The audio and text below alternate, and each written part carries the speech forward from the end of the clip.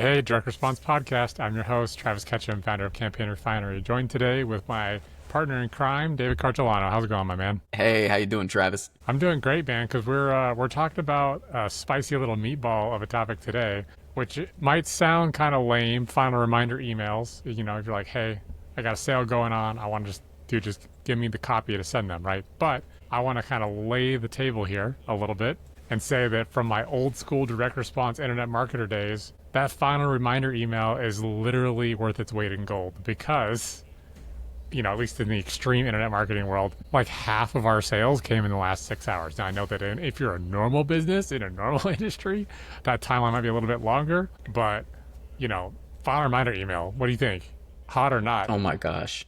I said this before before we got on the podcast, but really, I say people that they only send maybe one final reminder email, or if they don't send a reminder email at all, I'm like, well, I guess they must be allergic to making money. It's a pathology, and it's something that they need to look into, definitely.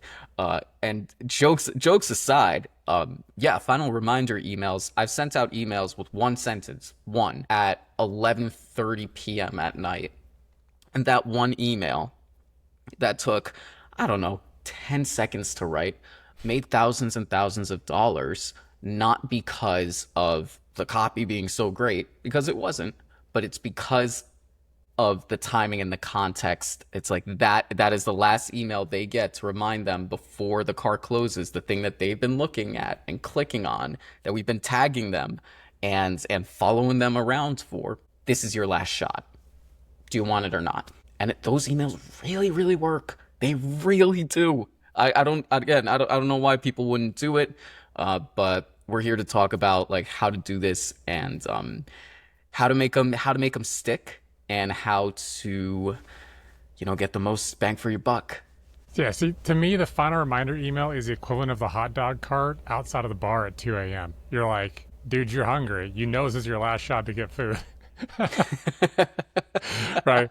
So anyway, let's talk about it. So like a lot of people when they're running a promo, let's say it's, you know, a 3-day sale, flash sale or something, which is pretty common, you know, like around Black Friday or Cyber Monday, or, you know, because your grandfather got new dentures, whatever day you choose to celebrate. You're usually it runs, you know, a couple days long, maybe 24 hours, 36 hours, you know, however long you want to do it.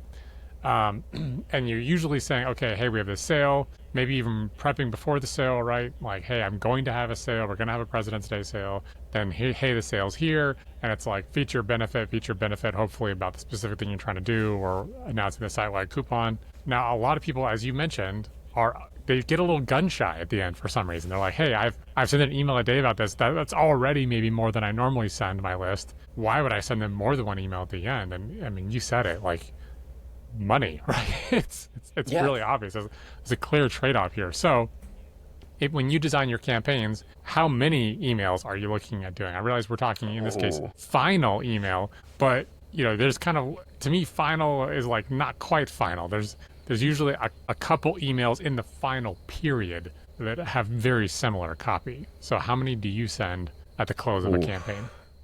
So the answer everybody hates to hear, but is true, is it depends.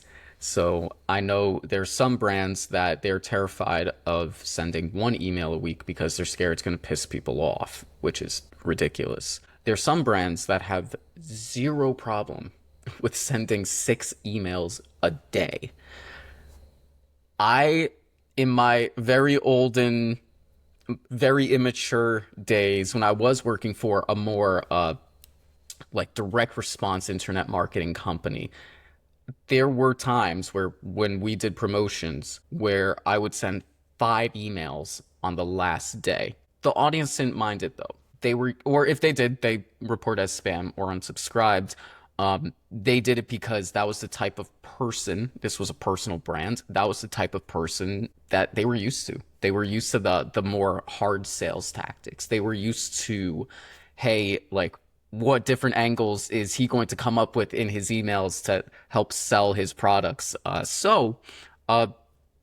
there were a lot. So last 24 hours, there'd be like 5 emails. For most brands, I would say, like if I was doing like an e-com offer, I wouldn't go past three, just for deliverability's sake. And if you're like, David, that three is still so much, let me remind you that we're all very human and we all don't give a shit about what's going on in other people's lives. So emails at that point in the last 24 hours, they're just reminders. Because most people, like the dog barked and then ran into a glass screen door, and then the kid puked and needs to be picked up from school, and there's this business fire that needs to be put out. They're not thinking about your emails. They are not thinking about your sales. And I promise, if you do this email stuff long enough, there will be times where you run an entire promotion for at least a week. And on the last day,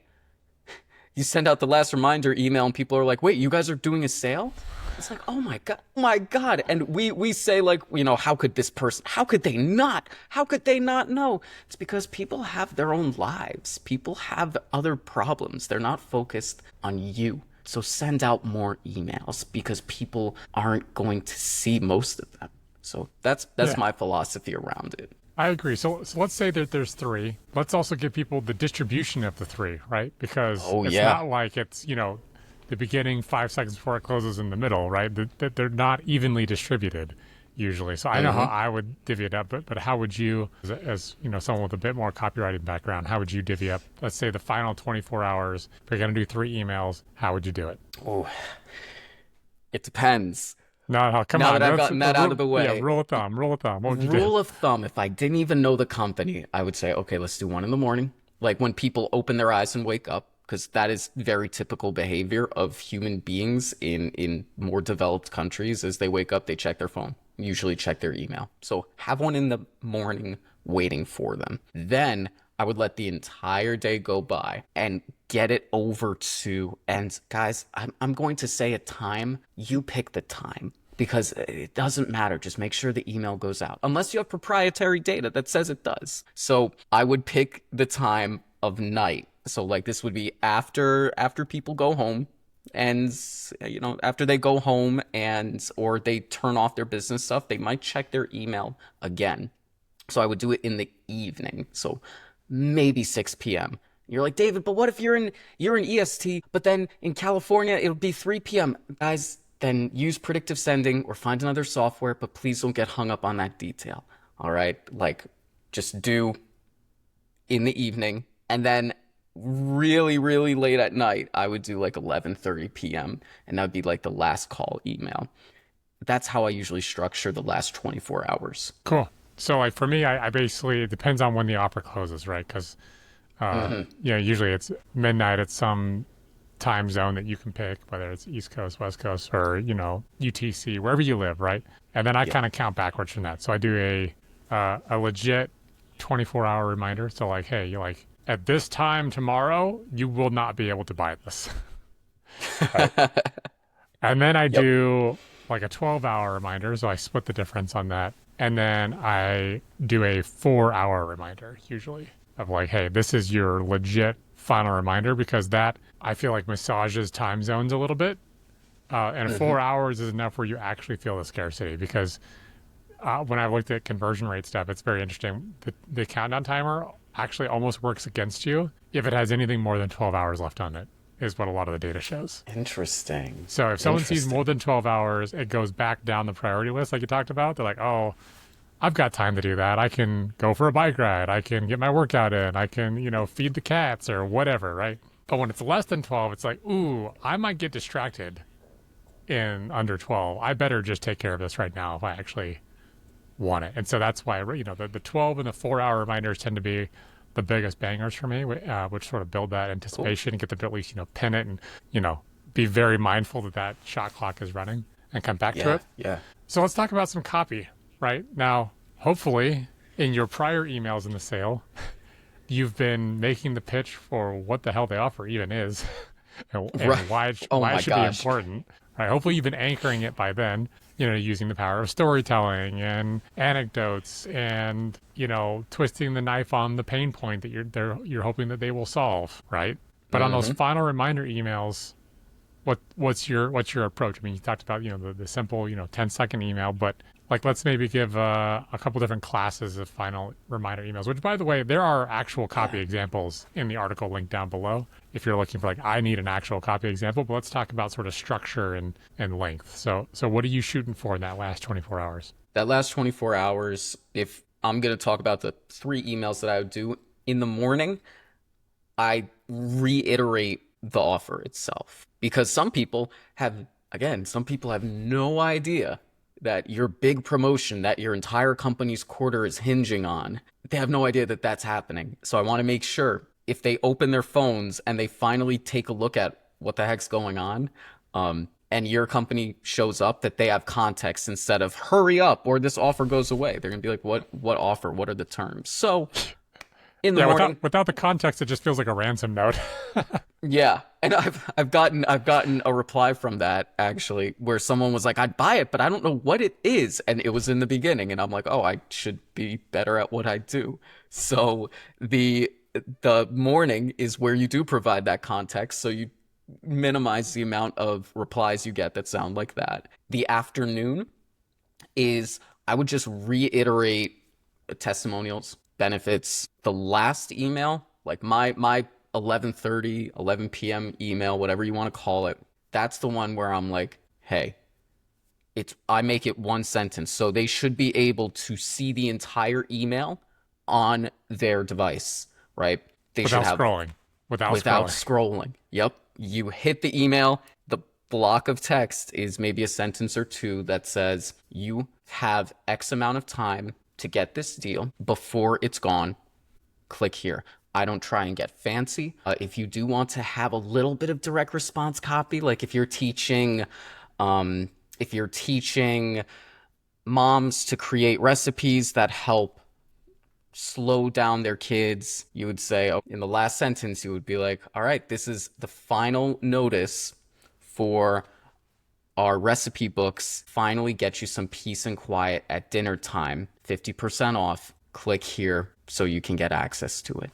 That's it. That is the last email. And you're like, David, what subject line? What's the subject line? You say like last chance. Don't make it complicated. Please, like Last put away those. reminder, final reminder. Like, just put Yeah, that literally in the subject line. People will know.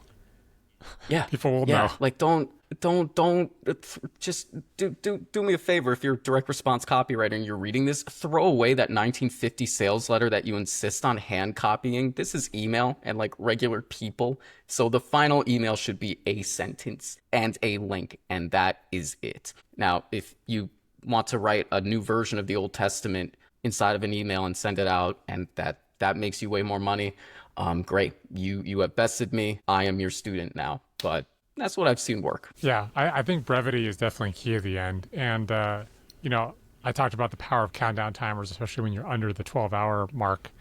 I think a mistake people often do when they are running a long, a multi-day campaign is they embed a countdown timer in every single email they send about the campaign.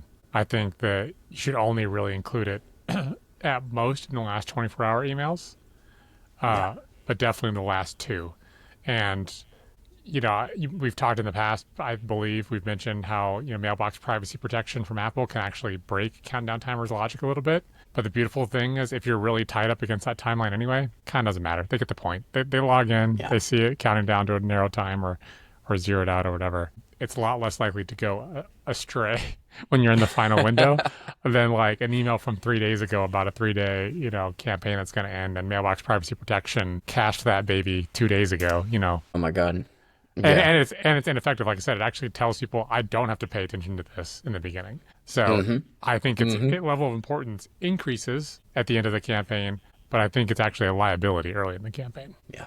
Yeah. So, Because there's always the heart attack curve. There's always when you release the product, you get a bunch of sales. Well, hopefully you get a bunch of sales. If the pent up product demand flops, you sales. don't do Pent up, anything.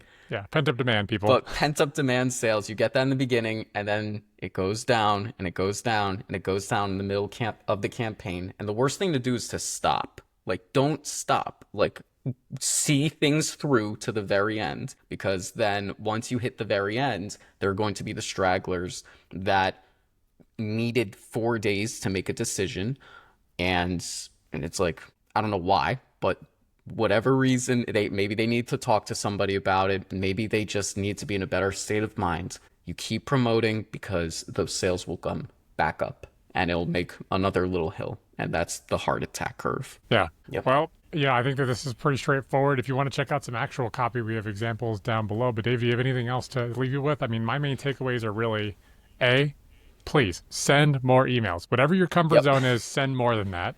B, hit the main points in the early emails in the campaign, but for final reminder, make that baby brief and to the point.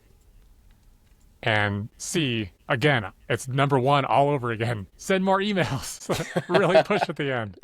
Go back to the top of the list. So Yep. that's my main takeaways. Do you have anything else to add? I think if you're really concerned about losing subscribers and pissing people off, one, I have a incredible number for therapists I can connect you to. But two, in all seriousness, what you can do is you can have in certain email service providers like Campaign Refinery, you can set up an automation where at the top of the email you could say, "Don't want to hear about this promotion anymore? Click here," and you can have that link, and that link, if they click it, it'll tag them and you can set this up in any way you want.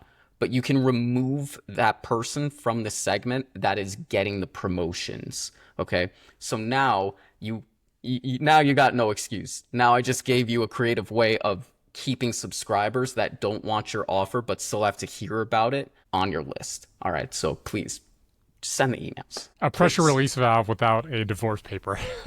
It's, that's what I needed to wear on a t-shirt today, Travis. So yes.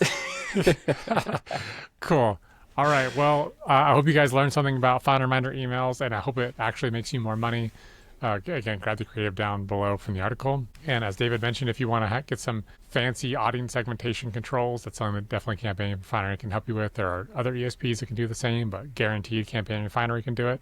And if you want to learn more about newsletters, running profitable newsletters, scaling newsletters, hopefully selling newsletters someday, David, how can they learn more about that? You can go to wealthyinbox.news and just take a look at all the stuff there. There's no course. It's just me talking about what I do, and I post very infrequently. So take advantage of what is there. If there's new gold that's been added to that mine, fantastic. You're gonna have to find it. So Cool. All right. Well, make sure you give this a video a like if you felt like you learned something today. And if you want to learn more about this kind of stuff, direct response marketing in general, hit that subscribe button. You know what to do. All right. We'll catch you guys later.